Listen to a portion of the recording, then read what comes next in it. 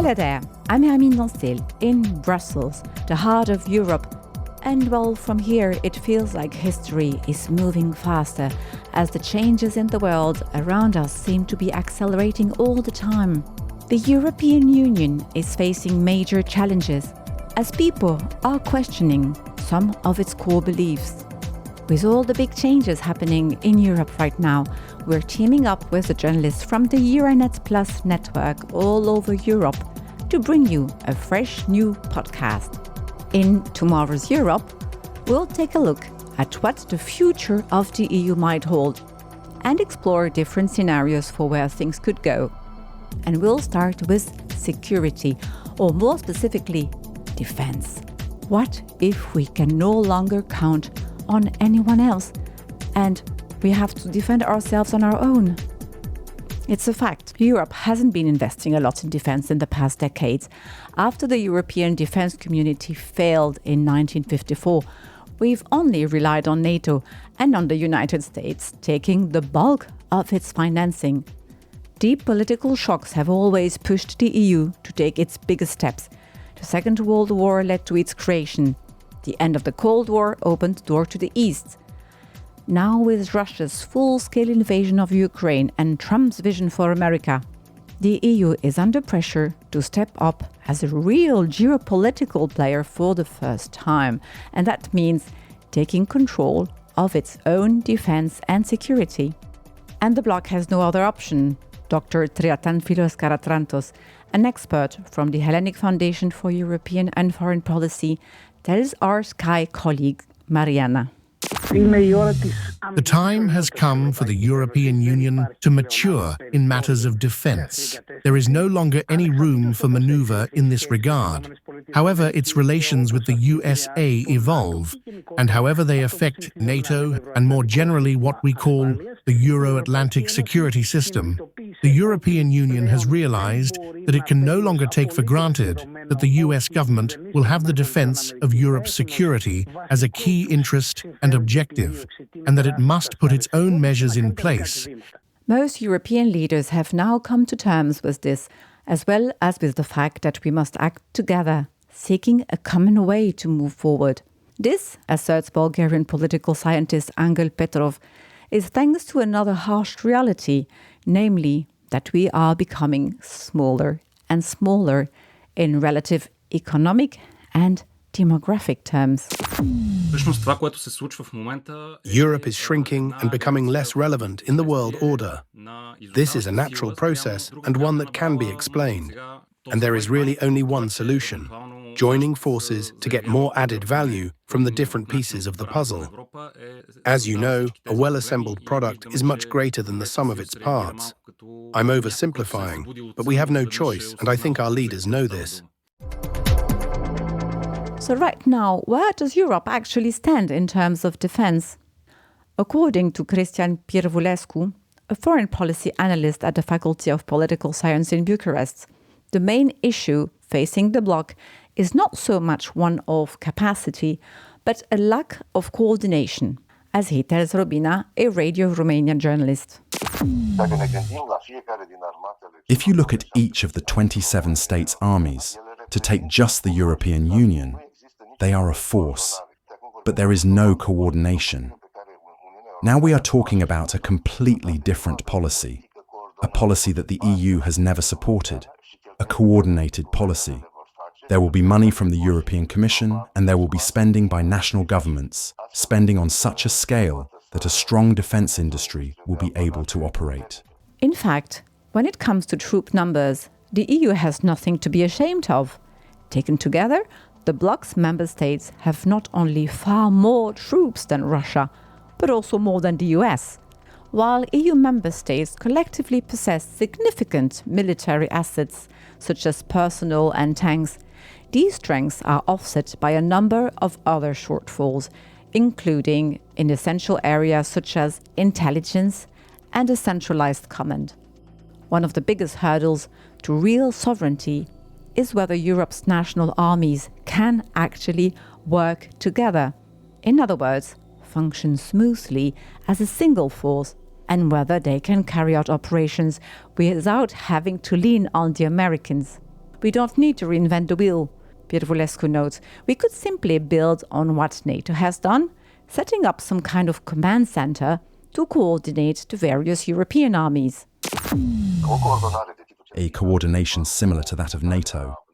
Even moving the entire command apparatus in NATO to a European centre would be possible and could ensure coordination between national armies. Greece's Dr. Karatantos gives a practical illustration of how a coordinated EU defence could work going forward. By drawing on what NATO has exploited in various configurations, by operating in groups and by trying to set an example, we can create clusters, that is to say, a joint use of means of force procedures organized by form of threat. This was tried, for example, when we were confronted with a very intense threat of biological and chemical agents, by creating joint procedures in this field. So, little by little, we are going to set up these types of collaborative structure so that we can operate where there may be incompatibilities. Since 2022 and the invasion of Ukraine, EU member states and their non-EU neighbours have been steadily boosting their defence spending. Meanwhile, the EU has launched initiatives to encourage its member states to further accelerate their military investment. Then, on 19 March this year, the European Commission in Brussels published a so-called white paper on European defence, a strategy to boost the bloc's defence industry and ensure the continent's long-term security. This paper discusses several areas that it believes should be prioritised. These include improving the capabilities of armed force, supporting the European defence industry, and strengthening the European single defence market. The paper also says that we need to speed up the development of important new technologies. For Fabrizio Coticchia, a strategy and security expert at the University of Genoa, Italy, this strategy paper is a step in the right direction, as he tells Giulia, a journalist at Milan-based Radio 24. So at this stage, we need to develop advanced military capabilities, both in terms of technology and also in terms of recovering capabilities that we have neglected in certain areas. On these points, I believe that the EU White Paper is very clear. The strategy in this White Paper is to be funded by the Rearm Europe plan, which will make 800 billion euros available between now and 2030 to strengthen European defence capabilities. The document makes it clear NATO will stay the backbone of Europe's defence. But the idea is that with more spending over the next 5 to 10 years, Europe could develop sufficient defence capabilities to replace the security guarantees currently provided by the United States. The White Paper also talks about getting Europe ready for the worst, boosting military mobility, building up stockpiles and making sure EU forces can actually work together smoothly. There is relative consensus on the contents of the White Paper, with the exception of Hungary, of course. But even if broadly in agreement, some member states may not be willing or able to participate fully. Some observers suggest that the solution would be to advance a group of volunteer countries. Fabrizio Coticchia explains. Those who want to be involved can be involved. Those who don't will not be. But in my view, the countries that come together to form this closer nucleus will be more coherent and cohesive.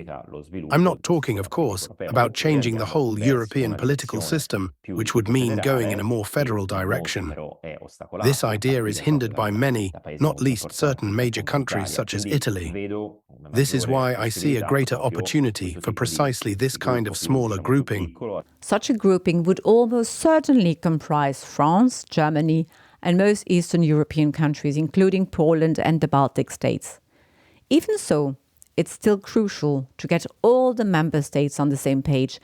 That's the only way to make sure strategies actually work and there's a shared European vision for the future. But, and there's a but, cohesive European defence has little future if not supported by public opinion, cautions Coticchia. This argument is echoed by many others. Cristina Gomez, an expert in international relations from Valladolid in Spain, for example, in an interview with Esteban at Es Radio, Gomez stresses that it is crucial to involve European citizens in these projects and make sure that they understand their purpose, their mechanism, and their cost. We need a plan, a strategy, and we need the public to know how this plan, this strategy, is going to unfold. We are talking about rearmament, about the need to increase the defence budget, but it is also important to educate citizens, to tell them the money will go to such and such a destination, or, in the case of a common army, things would be managed in this way. At present, several countries, particularly in Western Europe, are still failing short of the 2% of GDP mark, which is the NATO minimum budget threshold. Belgium, Croatia, Italy, Luxembourg, Portugal, Slovenia and Spain, to name a few. Meeting, even exceeding this target, will undoubtedly require tightening our belts and making some very difficult choices in terms of government spending. In other words, making savings in other areas that are important to us. This could be tough for society, and we all need to grasp what it really means. Whether the main reason for this new vision is to protect Europe from an immediate threat from Moscow, to keep sending arms to Ukraine, or just to meet our NATO commitments, it's important to remember that defense and security are a public good. Looking at history, leaving such a crucial responsibility to someone else might well be seen as a big oversight. That's me for today. In the next 2 episodes, I'll be back to talk about 2 more challenges related to EU security. Next week, energy security is on the agenda. Give our podcast a listen on all your favorite platforms. And be sure to check out our website, www.euronetplus.eu. for more in-depth coverage of these topics. So, bye for now.